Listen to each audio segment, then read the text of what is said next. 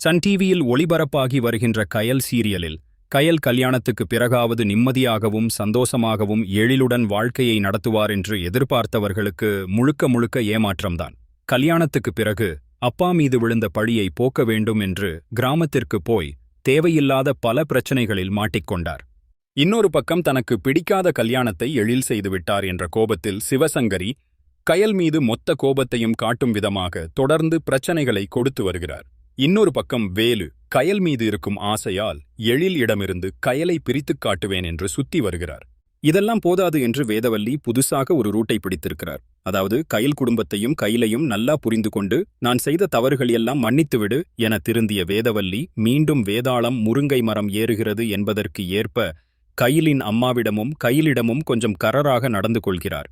அதாவது ஷாலினிக்கு வேறு ஒரு இடத்தில் மாப்பிள்ளை பார்த்து வரும் விஷயத்தை தெரிந்து கொண்ட கயல் தம்பி அன்புக்காக வேதவல்லியிடம் பேச வருகிறார். ஆனால் வேதவல்லி என்ன ஆனாலும் என் மகள் ஷாலினி அன்புக்கு கொடுக்க மாட்டேன் என்ற பிடிவாதத்தில் இருக்கிறார். இன்னொரு பக்கம் அன்பு மற்றும் ஷாலினி காதலை புரிந்து கொண்ட கயல் ஷாலினிக்கு கொடுத்த வாக்கை நிறைவேற்ற வேண்டும். அதே நேரத்தில் வேதவல்லியும் கஷ்டப்படுத்தாமல் கல்யாணத்தை நடத்த வேண்டும் என்று கயல் 2 கிட்ட சூழ்நிலையில் மாட்டிக்கொண்டார்.